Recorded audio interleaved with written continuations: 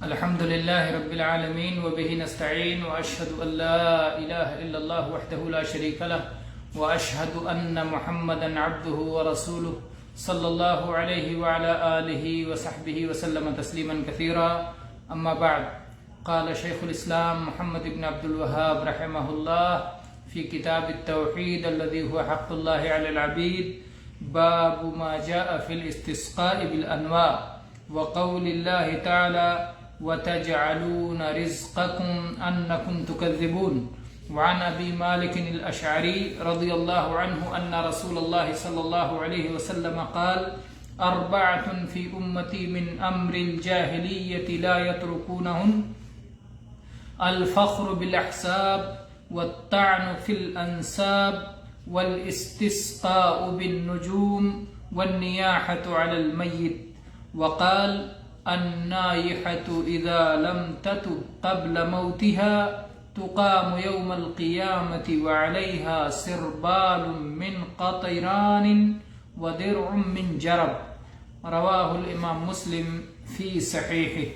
ولهما عن زيد بن خالد قال: صلى لنا رسول الله صلى الله عليه وسلم صلاة الصبح بالحديبية على إثر سماء كانت من الليل، فلما انصرف أقبل على الناس فقال: أتدرون ماذا قال ربكم؟ قالوا: الله ورسوله أعلم. قال: أصبح من عبادي مؤمن بي وكافر، فأما من قال مطرنا بفضل الله ورحمته فذلك مؤمن بي وكافر بالكوكب، وأما من قال مطرنا بنوء كذا وكذا فذلك كافر بي مؤمن بالكواكب. ولهما من حديث ابن عباس بمعناه، وفيه قال بعضهم: لقد صدق نوء كذا وكذا، فأنزل الله هذه الآية: فلا أقسم بمواقع النجوم إلى قوله تكذبون. گرامی قدر خواتین و حضرات، کتاب التوحید کے درس کا سلسلہ اللہ کے فضل و کرم سے آج اس باب تک پہنچ گیا ہے جس میں شیخ الاسلام محمد بن عبد الوہاب رحمہ اللہ باب قائم کرتے ہیں: باب ما جاء فی الاستسقاء بالانواع. انواع یا جس کو نچھتر اردو میں کہتے ہیں، یا تاروں کے مقامات یا چاند کے منازل کے ذریعے سے بارش طلب کرنے کے سلسلے میں شریعت میں کیا وعید آئی ہے یا اس کا کیا شرعی حکم ہے. کتاب التوحید سے اس باب کا تعلق یہ ہے کہ جب توحید کے مسائل میں سے ایک مسئلہ یہ ہے کہ بارش نازل کرنے والا اللہ ہی ہے، بارش اللہ کی مشیت سے، اللہ کی قدرت سے، اللہ کے فضل سے، اللہ کی رحمت سے نازل ہوتی ہے. اب اگر کوئی شخص یہ عقیدہ رکھے کہ بارش اللہ کے سوا کسی اور کی جانب سے اس کے نزول میں، بارش کے نزول میں کسی اور کا اثر ہے، کسی اور کی تاثیر ہے، کسی تارے کے نکلنے کی وجہ سے بارش نازل ہوتی ہے، کسی تارے کے ڈوبنے کی وجہ سے بارش نازل ہوتی ہے، نفع نقصان کا جو عقیدہ اللہ تعالیٰ سے رکھنا چاہیے وہ عقیدہ اگر کسی اور کے تعلق سے رکھتا ہے تو یہ کبھی شرک اکبر ہو سکتا ہے، کبھی شرک اصغر ہو سکتا ہے. مختلف حالات کے اعتبار سے اگر وہ یہ سمجھتا ہے کہ ان کی تاثیر تو نہیں ہے، ان تاروں کی تاثیر تو نہیں ہے اس بارش کے نزول میں، لیکن بارش برسنے کے بعد اس کی نسبت ان تاروں کی طرف کر دیتے ہیں، بجائے اس کے کہ اللہ کا فضل ہوا، اللہ کا انعام ہوا، اللہ کا کرم ہوا، اللہ کی رحمت ہوئی، تو اس کی نسبت بھی اللہ ہی کی طرف کی جانی چاہیے. تو اللہ کی طرف نسبت کرنے کے بجائے نعمتوں کی نسبت غیر اللہ کی طرف کر دی جائے تو یہ شرک اصغر ہے. اس لحاظ سے کتاب التوحید میں اس باب کی ضرورت تھی. تو فرمایا کہ بارش کی طلبی کے لیے ان منازل کا جو چاند کے 28 منازل اور مقامات متعین کیے گئے ہیں، اور چاند ایک مقام سے دوسرے مقام تک پہنچتا ہے، اس درمیان ایک تارا نکلتا ہے اور ایک تارا ڈوبتا ہے۔ اس طرح سے 28 تاروں میں اسے تقسیم کیا ہے، اور اس بنیاد پر بہت سارے جو ہے افسانے گڑھنے والوں نے افسانے گڑھے ہیں۔ بہرحال کہنا یہ ہے کہ یہ جو عقیدہ ہے کہ یہ تارا جب یہاں پہنچے گا، یہ تارا طلوع ہوگا اور یہ تارا ڈوبے گا تو ایسا ہوگا، یہ جو جاہلی امور تھے جس کی کوئی دلیل اللہ نے نازل نہیں فرمائی ہے، اس کے تعلق سے شیخ نے باب قائم کیا، اور اس کے بعد میں قرآن مجید کی یہ آیت پیش کی کہ اللہ تعالیٰ فرماتا ہے وَتَجْعَلُونَ رِزْقَكُمْ أَنَّكُمْ تُكَذِّبُونَ، اور تم اپنا رزق یہ بناتے ہو کہ تم جھٹلاتے ہو، یعنی جھٹلانے ہی کو اپنا حصہ تم نے بنا لیا ہے۔ اللہ تعالیٰ کی طرف سے بارش نازل ہوتی ہے، اللہ کی طرف سے رزق کے اسباب میں سے ایک اہم رزق کے اسباب میں سے ایک اہم سبب ہے بارش۔ جب آسمان سے بارش اترتی ہے تو ہریالی چھا جاتی ہے، پودے اگتے ہیں، سبزہ ہوتا ہے جو جانوروں کے رزق کا سامان ہوتا ہے، پھر اس کے بعد میں پھل پھول لگتے ہیں اور دانے پیدا ہوتے ہیں، غلجات پیدا ہوتے ہیں، ان کے ذریعے سے انسانوں کی غذا اور ان کی خوراک کا انتظام ہوتا ہے۔ تو جانوروں اور انسانوں اور مخلوقات کی غذا کا انتظام کرنے کے لیے اللہ تعالیٰ نے بارش کو ایک بہت بڑا ذریعہ بنایا ہے۔ تو جب یہ بارش نازل ہو تو انسان کا رزق اترا ہے، اس کا شکرانہ ہونا چاہیے کہ اس کا اللہ تعالیٰ کی طرف اسے منسوب کرے اور اللہ کا شکر ادا کرے، اور اس کے فضل و کرم پر اس کی تسبیح اور حمد کے نغمے گائے۔ لیکن اس کے برخلاف لوگوں نے اسے ادھر اور ادھر منسوب کر دیا، اس تارے اور اس تارے کی طرف منسوب کر دیا، اور شکر کے بجائے ناشکری اور کفر کے شکار ہو گئے۔ تو اللہ تعالیٰ نے کہا وَتَجْعَلُونَ رِزْقَكُمْ أَنَّكُمْ تُكَذِّبُونَ، تم نے اپنا حصہ، تم نے اپنا رزق جھٹلانے ہی کو بنا لیا ہے۔ تو اللہ تعالیٰ نے گویا اس آیت کے ذریعے سے کفار مکہ کی اس عیب کو بیان کیا ہے کہ جس میں وہ بارش کے نزول کو تاروں کی طرف منسوب کر دیا کرتے تھے، جبکہ یہ محض جھوٹ تھا، اس میں کسی قسم کی سچائی نہیں، بارش کے نازل ہونے میں کسی مخلوق کا کوئی دخل نہیں، یہ فقط اللہ کی تقدیر سے اور اللہ کے فضل سے اور اللہ کی رحمت سے نازل ہوتی ہے۔ تو گویا اس سے معلوم ہوا کہ اگر بارش کی نسبت کوئی شخص کسی موسم کی طرف، کسی تارے کی طرف، کسی نچھتر کی طرف، کسی تارے کے نکلنے یا ڈوبنے کی طرف کرتا ہے تو یہ جاہلی طریقہ ہے، اور اسے ہماری شریعت نے باطل قرار دیا ہے، اور یہ محض جھوٹ ہے۔ بارش پورا کا پورا اللہ کی نعمت ہے جس پر اللہ کا شکر ادا کیا جانا چاہیے، اور یہ اللہ کا فضل و کرم ہے۔ اور اگلی حدیث اس کے بعد، اس آیت کے بعد اگلی حدیث شیخ الاسلام نے ذکر کی، ابو مالک اشعری رضی اللہ عنہ بیان کرتے ہیں کہ رسول اللہ صلی اللہ علیہ وسلم نے فرمایا کہ میری امت میں 4 چیزیں جاہلیت کی ہیں۔ نبی کریم صلی اللہ علیہ وسلم کی آمد سے پہلے کا زمانہ جاہلیت کا زمانہ کہلاتا ہے، اس لیے کہ اس میں ان کی جاہلیت بڑھی ہوئی تھی اور علم نبوت کچھ بھی باقی نہیں رہ گیا تھا۔ وہ پوری طرح سے نبوت کی جو وراثت تھی، جو علم نبی چھوڑ کے جاتے تھے، وہ کچھ بھی محفوظ نہیں تھا، تو پوری طرح سے جہالت چھائی ہوئی تھی، رسولوں کی خلاف ورزی اور ان کی تعلیمات سے دوری عام تھی، اس لیے اس زمانے کو جاہلیت کا زمانہ کہا جاتا ہے۔ تو جاہلیت کی چیزوں میں سے 4 چیزیں ایسی ہیں جو میری امت نہیں چھوڑے گی۔ اللہ کے نبی صلی اللہ علیہ وسلم نے فرمایا، یعنی اس امت کے کچھ لوگ ایسا کریں گے، یا تو اس کا حکم جانتے ہوئے، یہ جان بوجھ کے کریں گے، اگرچہ وہ جانیں گے کہ یہ جاہلیت کا کام ہے، ایسا کرنا ناجائز ہے، تب بھی کریں گے، اور کچھ لوگ نادانی میں اور جہالت میں ایسا کریں گے۔ تو دونوں طرح کے، اس کی حرمت کا علم رکھتے ہوئے بھی اور یا اس کی حرمت کا علم کے بغیر کریں گے۔ بہرحال یہ اس امت میں موجود رہے گی، یہ چیزیں اس امت میں موجود رہیں گی۔ اس سے معلوم یہ ہوتا ہے کہ امت میں نبی کریم صلی اللہ علیہ وسلم نے اس کے باوجود اپنی امت کہا، گویا امت میں جاہلیت کی بعض چیزیں موجود رہنے کے باوجود وہ آپ کی امت ہی میں سے ہیں، اور وہ کافر نہیں ہو جاتے، بلکہ یہ کفر اصغر ہے جس کو معصیت اور گناہ سے تعبیر کیا جاتا ہے۔ تو کفر کی دو قسمیں ہو گئی، ایک کفر اکبر جس کی وجہ سے آدمی ملت سے خارج ہو جاتا ہے، اور ایک کفر اصغر جو کہ گناہ اور معصیت کی قسم سے ہے جس کی وجہ سے ملت سے انسان خارج نہیں ہوتا۔ تو اللہ کے نبی صلی اللہ علیہ وسلم فرمایا کہ میری امت 4 چیزیں نہیں چھوڑے گی، 4 چیزوں پر عمل کرے گی۔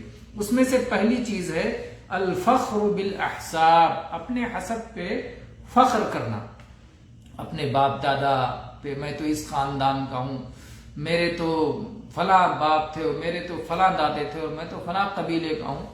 یہ کوئی فخر کی چیز نہیں ہے، یہ فخر کی چیز نہیں۔ فخر کی چیز تو کیا ہے؟ تقوی، پرہیزگاری، عمل۔ اللہ تعالیٰ نے فرمایا ان اکرمکم عند اللہ اتقاکم، تم میں اللہ کے یہاں معزز وہ ہے جو اللہ سے ڈرنے والا اور اللہ کے عذاب سے بچنے کا انتظام کرنے والا ہے، وہ قابل فخر ہے۔ باپ دادا پہ فخر کرنے کا کیا مسئلہ ہے؟ تو اس لیے یہ جاہلی امور، اللہ کے نبی نے فرمایا کہ یہ جاہلیت کی چیز ہے اور یہ میری امت نہیں چھوڑے گی۔ اور یہ نبی کریم صلی اللہ علیہ وسلم کے سچے نبی ہونے کی نشانیوں میں سے ہے کہ آپ نے جو پیش گوئی فرمائی وہ بالکل برحق ثابت ہوئی۔ آج آپ چلے جائیے، مسلمانوں کے درمیان حسب و نسب پہ فخر کرنا کس قدر موجود ہے۔ بہت سارے لوگ، میرے دادا تو یہ اور میرے پردادا یہ، اور میں فلاں کی اولاد سے اور میں فلاں کی اولاد سے، اس پر فخر کرنا بہت زیادہ عام ہے، جبکہ یہ جاہلیت کی چیز ہے، اسلام نے اسے قدموں تلے رونت دیا ہے۔ تو یہ رہی پہلی چیز۔ دوسری چیز ہے الطعن فی الانساب، نسب میں طعنہ زنی کرنا، عیب نکالنا، ارے وہ فلاں نسب کا ہے اور فلاں قبیلے کا ہے اور ایسا ہے اور ویسا ہے، کمتر دکھانا۔ تو نسب میں، کسی کے نسب میں طعنہ زنی کرنا، عیب گیری کرنا، تنقیص کرنا، اور یہ بھی بہت زیادہ موجود ہے، اللہ ہمیں ہدایت دے۔ اس کے بعد فرمایا والاستسقاء بالنجوم، اور تاروں کی طرف بارش کی نسبت کرنا۔ بارش ہو جانے کے بعد، یہ ہتھیا کا موسم چل رہا ہے تو یہ ساون آ گیا ہے تو یہ فلاں تارا ڈوب گیا اور فلاں تارا نکل گیا، تو اس طرح سے یہ رہے گا کہ واقعی فلاں تارا سچ ثابت ہو گیا کہ اس میں بارش ہوتی ہے تو بارش ہوئی، اس نے سچ کر دکھایا۔ تو تاروں کی طرف بارش کی نسبت کرنا یہ بھی اس امت میں باقی رہے گا۔ اور چوتھی چیز فرمایا کہ مردوں پر نوحہ کرنا یہ بھی باقی رہے گا، کہ وفات پانے والا وفات پا گیا، اس کے بعد نوحہ اور مرثیہ اور ماتم اور جو ہے سینہ کوبی اور غم کا اظہار اور اعلان، جس طرح جاہلیت میں تصور پایا جاتا تھا کہ مردہ جس قدر مقام اور مرتبے والا ہے، اس کے مقام و مرتبے کے مطابق اس کا نوحہ ہونا چاہیے، تو اگر یہ تصور ہے تو پورا یہ جاہلی تصور ہے، اسلام نے اسے مٹا دیا ہے۔ پھر اس کے بعد میں اللہ کے نبی صلی اللہ علیہ وسلم نے یہ 4 چیزیں جاہلیت کی ذکر کرنے کے بعد اس کی سزا بتلائی جو نوحہ کرنے والی ہوگی۔ نوحہ کرنے میں عورتیں مردوں کے مقابلے میں زیادہ ہیں، اس لیے آپ نے فرمایا النائحۃ اذا لم تتب قبل موتها، اگر نوحہ کرنے والی عورت اپنی موت سے پہلے توبہ نہیں کر لیتی، تقام یوم القیامۃ وعلیہا سربال من قطران ودرع من جرب، کہ تو اس کو قیامت کے دن اپنی قبر سے اٹھایا جائے گا اور اس کی حالت یہ ہوگی کہ اس کے بدن پر پگھلائے ہوئے پیتل کا لباس ہوگا اور خارش کی قمیص ہوگی، خارش کی زرہ ہوگی، تو گویا سخت عذاب اسے دیا جائے گا اس کے نوحہ کی بنیاد پر۔ تو نوحہ کوئی چھوٹا موٹا گناہ نہیں ہے، گناہ کبیرہ ہے، اور اس گناہ کبیرہ پر یہ سزا سے متعلق نبی کریم صلی اللہ علیہ وسلم علی الاعلان بتا کے جا چکے ہیں۔ اور ساتھ میں یہ بھی گویا بتا دیا گیا کہ توبہ کرنے سے بڑے گناہ کی معافی ہو جاتی ہے۔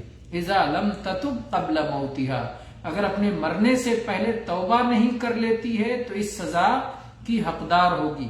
لیکن اگر اپنے مرنے سے پہلے اس نے توبہ کر لیا تو وہ اس کی سزا معاف ہو جائے گی، اسے سزا نہیں دی جائے گی۔ تو اس سے جو ہے توبہ کی اہمیت معلوم ہوتی ہے، کوئی بھی گناہ ہو توبہ کرنے سے اللہ تعالیٰ اسے معاف کر دیتا ہے۔ تو اس حدیث میں بہت سارے مسائل اس حدیث سے معلوم ہوتے ہیں۔ ایک تو یہ کہ بارش کی نسبت تاروں کی طرف کرنا حرام ہے اور یہ جاہلی معاملہ ہے۔ اسی طرح سے یہ بھی معلوم ہوا کہ یہ جاہلی معاملہ تو ہے لیکن مسلمانوں میں یہ باقی رہے گا اور سارے لوگ اسے چھوڑیں گے نہیں۔ اسی طرح سے یہ بھی بات معلوم ہوئی کہ جو جاہلی معاملات ہوں، جو جاہلیت کی چیزیں ہوں، اسلام ان کی مذمت کرتا ہے۔ جاہلیت اور جہالت کو اسلام ناپسند کرتا ہے اور اسلام علم اور تعلم کو پسند کرتا ہے اور نبوت کی وراثت کو چاہتا ہے کہ عام ہو۔ اسی طرح سے اہل جاہلیت سے مشابہت اختیار کرنا ممنوع ہے۔